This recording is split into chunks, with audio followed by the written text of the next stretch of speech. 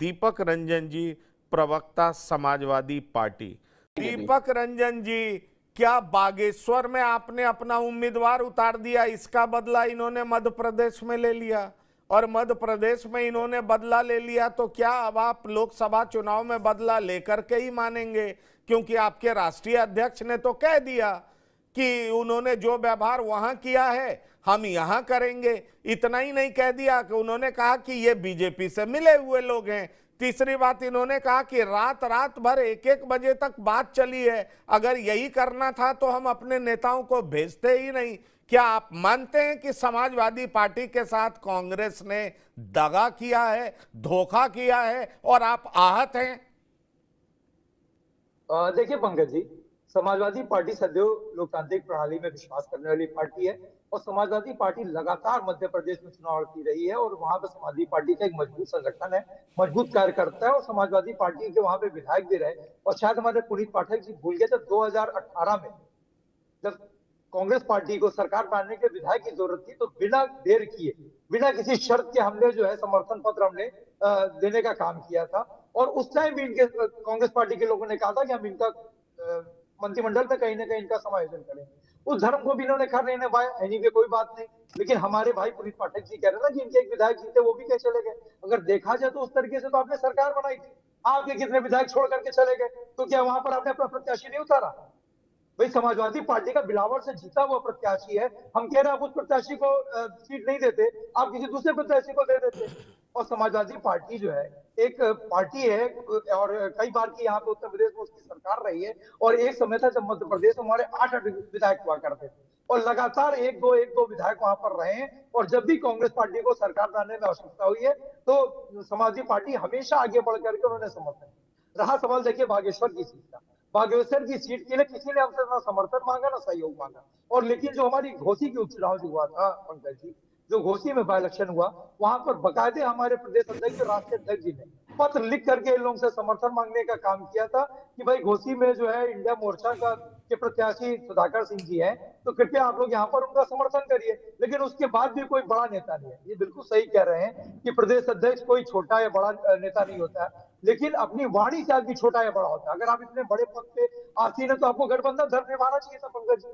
आप लगातार उल्टा सीधा बोल रहे हैं, आप लगातार गठबंधन में जो है कहीं ना कहीं डेट डालने का काम कर रहे हैं, जो इंडिया मोर्चा बनाए, लेकिन उसके बावजूद क्या वो इग्नोर करते रहे, हम लोग कुछ नहीं कर रहे हैं। लेकिन आपने तो हद पार की। और देखिए रहा सवाल की राष्ट्रीय अध्यक्ष जी ने जो कहा कि वो कहीं ना कहीं जो है वो कांग्रेस पार्टी बीजेपी का को फायदा पहुंचा रही है। इसके पहले इनके मध्य प्रदेश के इनके एक नेता ने कहा था कि यहाँ पर प्रत्याशी उतार करके समाजवादी पार्टी भारतीय जनता पार्टी की मदद करेगी, जबकि इतिहास गवाह है कि अगर हर मोर्चे पर अगर भारतीय जनता पार्टी से कोई लड़ता दिखता है पंकज जी, तो समाजवादी पार्टी दिख रही है। तो क्या गलत था? और 2012 से 2012 में कांग्रेस पार्टी की कितने सीटें थी विधानसभा में, उसके बावजूद भी हमने पंकज जी गठबंधन धर्म निभाया और उनको मोर देन 100 सीट इनको दी 2017 जब मेरा इनका अलायंस हुआ।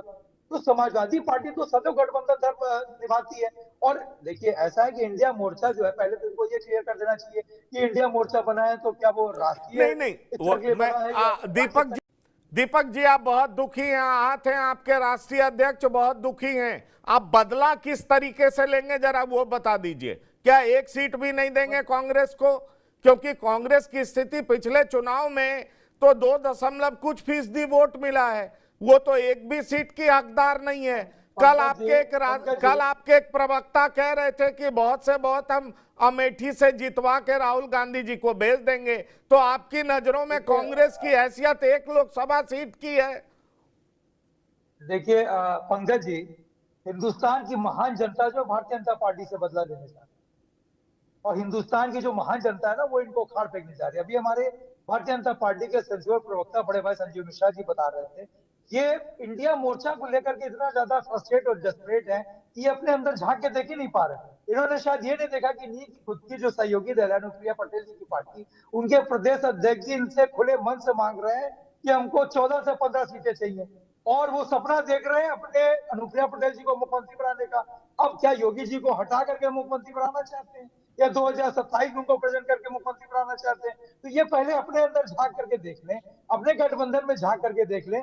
देखिए और राष्ट्रीय स्तर पर जो है ये इंडिया मोर्चा गठबंधन जो है पंकज जी, पूरी तरीके से एक गुट और एकजुट है और सब लोग मिल करके हिंदुस्तान की महान जनता की आवाज बन करके, और पीडीए एक इंडिया मोर्चा में पीडीए की स्ट्रेटजी है जिसके तहत हम लोग भारतीय जनता पार्टी नहीं तो जो है आपके राष्ट्रीय नाकामी अध्यक्ष करता ने है। आपके राष्ट्रीय अध्यक्ष ने जो कहा है वो गलत कहा है।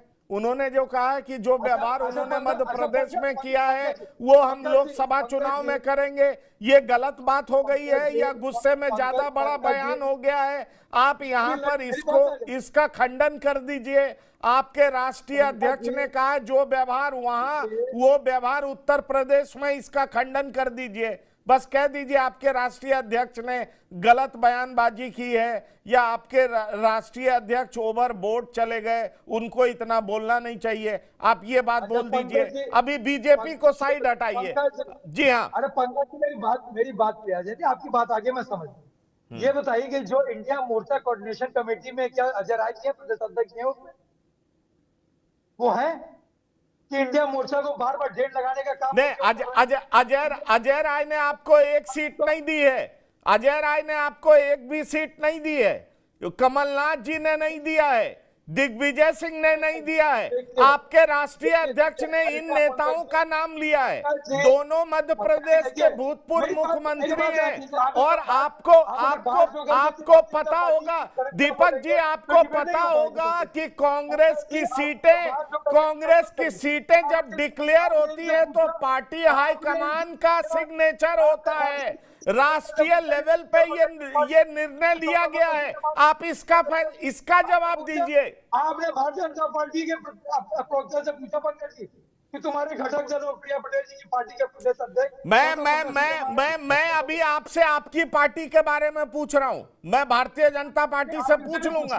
मैं आपसे पूछ रहा हूं कि कांग्रेस ने आपको एक भी सीट नहीं दी है और ये दिग्विजय सिंह कमलनाथ जी के साथ मीटिंग के बाद ऐसा हुआ है। आप इस पर बात करिए। उनसे पूछिए कि उनके प्रदेश अध्यक्ष जो कह रहे हैं क्या कह रहे हैं, इस आधार पर कह रहे हैं। आपने पूछा भी बैठे हुए भारतीय जनता पार्टी के प्रवक्ता कि विपक्ष ही से खाली आप पूछेंगे? अरे आप पूछिए, हमारे बड़े भाई बैठे हुए हैं संजीव मिश्रा जी। देखिए हम तो रोज पूछते हैं।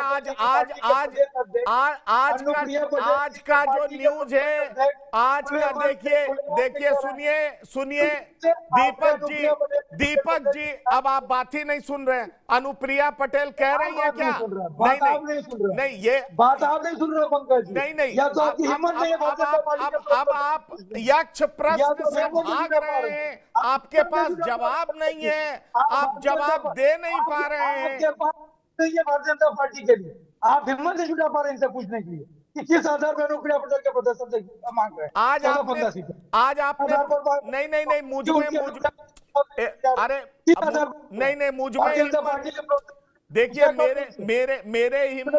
मेरे हिम्मत की टेस्टिंग मत करिए। मैं अखिलेश जी से भी कई सवाल कर चुका हूं और मोदी जी से भी कर चुका हूं। वो बात आप छोड़ दीजिए। नहीं, आप प्रोग्राम का हेडलाइन पढ़ लीजिए। कांग्रेस पर फायर अखिलेश, 2024 में नहीं बनेगी बात। आज जो मुद्दा है उसमें हम मायावती जी से बात नहीं करेंगे ना। अभी हम बीएसपी की बात नहीं करेंगे ना। अब आप हमें एंकरिंग भी सिखा रहे हैं।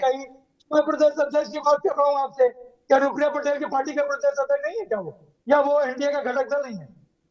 किस आधार पर 14-15 सीटें मांग रहे हो? आप पूछिए इनसे। संजय मिश्रा जी बैठे हुए हैं। संजू भाई आप पूछिए ना इनसे, मेरे तरफ से पूछ लीजिए आप। नहीं, मैं तो उनसे पूछ लूंगा या आप मुझे सवाल बताएंगे तो मैं पूछूंगा। मैं आपके सवाल पे आ रहा हूँ जी। देखिए, सीट शेयरिंग के लिए अधिकृत हमारे राष्ट्रीय अध्यक्ष जी हैं। मैं इस विषय में कुछ बोलने के नातों में अधिकृत हूं और ना किसने कैसा व्यवहार किया, कौन कैसा व्यवहार करेगा। हम समाजवादी पार्टी लोग पूरे 80 के 80 सीटों पर तैयारी कर रहे हैं। हम लोग संगठन को मजबूत कर रहे हैं, हम लोग बूथ कमेटी को धार दे रहे हैं और हम लोग निरंतर जनता के बीच में जा रहे हैं। और ये 2024 का आने वाला चुनाव ये जनता वर्सेस सत्ता होने जा रहा है। जो 9.5 साल नाकामी के रहे हिंदुस्तान के भारतीय जनता पार्टी के और 6.5 साल के जो नाकामी की सरकार रही है उत्तर प्रदेश और भारतीय जनता पार्टी की। अभी हमारे बड़े भाई संजीव मिश्रा जी बार बार डबल इंजन की बात कर रहे थे। ये दोनों इंजन आपस में टकरा चुके हैं और आप इंजन के ड्राइवर से पूछिएगा कि दूसरा इंजन तभी मांगता है जब एक इंजन फेल हो जाता है और आज की नहीं तारीख नहीं, में ये दोनों ये आपको बेस्ट ऑफ लक, आप दोनों इंजन फेल कर दीजिए, ये मैं कह रहा हूं, आप पे इतनी हम कौन ताकत होते हैं? जनता दे, हम आप कौन होते हैं? दोनों जनता फेल दोनों कर रही है। इंजन फेल हम कर नहीं दीजिए। कर रहे हैं। लेकिन जनता लेकिन फेल लेकिन कर नहीं रही नहीं है। नहीं सुन, जनता फेल कर रही है। आप जनता फेल कर रही है, लेकिन लेकिन आप और जनता ने फेल कर ये दिया। बता दीजिए दीपक जी, आप ये बता दीजिए कि जैसे कांग्रेस के प्रवक्ता कह रहे थे कि क्या आप बड़ा जल्दी रिएक्ट कर गए, इतना ओवर रिएक्ट आपके राष्ट्रीय अध्यक्ष को करना नहीं चाहिए था, ऐसी कोई गंभीर बात नहीं है। आपकी हैसियत एक सीट के लायक भी नहीं थी, आपकी हैसियत एक सीट के भी लायक नहीं थी, इसलिए आपको नहीं दिया, इसलिए आपको नाराज, आप ज्यादा नाराज हो गए। आप इसका जवाब दे दीजिए। आप ओवर शब्द ओवर रिएक्ट कर गए, तो रिएक्ट शब्द का आप उसमें ओवर रिएक्ट सब ओवर आपने अपने तरफ से जोड़ दिया कि ओवर रिएक्ट कर गए। अरे तो क्या हमें चुनाव तक हम इंतजार करते अपने प्रत्याशी सूची उसमें कर रहे हैं हम? क्या 17 नवंबर के बाद अपने प्रत्याशियों का अनाउंसमेंट करते या 30 दिसंबर के बाद हम अनाउंसमेंट करते? नहीं तो कांग्रेस चलिए आप अजय राय की बात कर रहे थे, कांग्रेस के प्रदेश अध्यक्ष को आप छोट भैया नेता मानते हैं ना? समाजवादी पार्टी मानती है ना छोट भैया नेता? आज छोट भैया नेता की नहीं, अगर आप छोटी बात करेंगे बड़े बात पे आपको बड़ी बात करनी चाहिए, आपको एक बड़ी मिसाल पेश करनी चाहिए। भाई आप गठबंधन में आप है, कोऑर्डिनेशन कमेटी में तो आप है नहीं। जैसे हम भी एक समाजवादी पार्टी के अपना से कार्यकर्ता है, हो सकता है कि भाई वो अपने आप को राहुल गांधी जी, खड़गे साहब से जी अजय राय जी ने कभी भी सीट की बात नहीं की है यूपी के। अजय राय जी ने पहले दिन जब ये बने प्रदेश अध्यक्ष, उसके 2 दिन बाद ही इनके सुर बदल गए थे। और अजय राय जी समाजवादी पार्टी में भी रहे हैं, उनको समाजवादी पार्टी के बारे में मालूम है कि समाजवादी पार्टी की कार्यशैली क्या रही है क्या नहीं रही है। अजय राय जी समाजवादी पार्टी में भी रह चुके हैं। इनको तो एक ब्रिज का काम करना चाहिए, फ्लाईओवर का काम करना चाहिए, लेकिन वो तो इंडिया मोर्चा को खुद ही डेढ़ लगा रहे हैं लगातार। देखिए यही बात जो कांग्रेस की मानसिकता है दीपक साहब, यही कांग्रेस की बात मैं आप तक पहुंचाना चाह रहा था। और इतनी देर से मैं कह रहा था आपकी लड़ाई बीजेपी से होगी, जरूर लड़िए, आप लड़ भी रहे हैं, सालों से लड़ रहे हैं। वैसे कांग्रेस और कई सारे दल कहते हैं कि बीजेपी का छुपा हुआ प्यार पर्दे के पीछे आपके लिए है, सबके पीछे उन्होंने सीबीआई ईडी भेज दिया, आपके नेता के लिए नहीं भेजा है। तो ये कौन सा अंदर का गठबंधन है? इस तरह पहले आप सम्मानित चैनल में बोल रहे नहीं भेजा, आपके पास कुछ साक्ष्य तो भिजवा दीजिए। नहीं, अरे आप हमारे नेता के मैं कह रहा हूँ विपक्षी, मैं आरोप नहीं लगा रहा, विपक्षी पार्टियां आरोप लगा रही है, विपक्षी पार्टियां आरोप लगा रही है। नेता कार्यकर्ता तो कसर छोड़ी क्या? आजम खान साहब को आपने परेशान करने को कसर छोड़ी है क्या? अगर हमारे नेता कह रहे तो आप भिजवा दो। अगर आपको लगे आप सम्मानित चैनल पर बैठ करके, आप एंकर हो करके, आप एग्जीक्यूटिव एडिटर हो करके, आप क्यों नहीं भेजे? आप भिजवाना चाहते हो भिजवा दो। नहीं, मैं कौन होता हूँ भेजवाने वाला? मैं कौन होता हूँ? मैं तो न्यूज प्रेजेंटर हूँ, मैं कौन होता हूँ भेजवाने वाला? विपक्षी पार्टी का जो आरोप है वो मैं आपको बता रहा हूँ। मैं एग्जीक्यूटिव एडिटर की कौन सी हैसियत है कि वो सीबीआई और ईडी भेजवा दे? अगर हम गलत है तो आप भेजो ना ईडी सीबीआई, आप भेजो ईडी सीबीआई। नहीं, ये विपक्षी